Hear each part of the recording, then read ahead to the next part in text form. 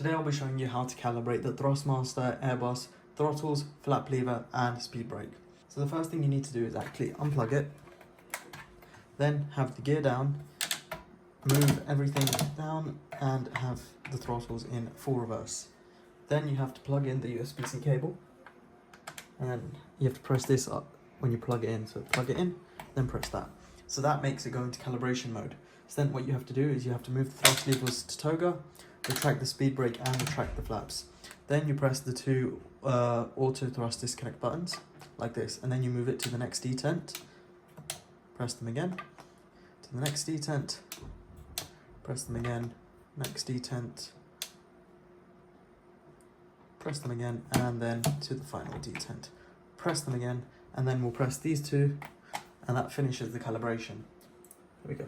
So then we'll go on to our PC. We'll go in the search bar and search for USB-C USB game drivers. We'll click on that, and then you can see we've got the Airbus engine 1 and 2 quadrant. We'll click on properties, and then we can test it out. So what we'll do is move the thrust levers to idle, and we can see it moves up to the climb detent, to the flex MCT and toga, and then we can see the flaps are also moving, and then the speed brake as well.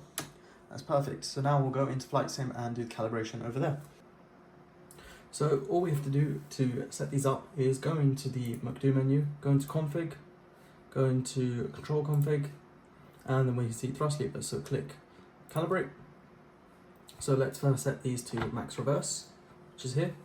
Then we're going to set these to idle reverse. Now idle reverse is a bit tricky because you want to at least have a 1% change in the thrust. So we'll just get this to around 1.3. There we go, 1.3. Then click next. Then we've got idle, which is about here, and you also want to have a 1%, about 1% change as well. So we'll do that. Idle. Next, go to climb. Next, flex MCT. Next, and toga. Next, store that calibration, and then I'll also change my null zone to 1 because that's the difference between the gates. So we've got toga, flex MCT, climb, we've got idle, reverse idle, and max reverse. So then all we have to do is to get the flap lever. So all we do is go to flaps and then click calibrate. So we'll flaps up and we can see the flap lever. Then we'll go to flaps 1.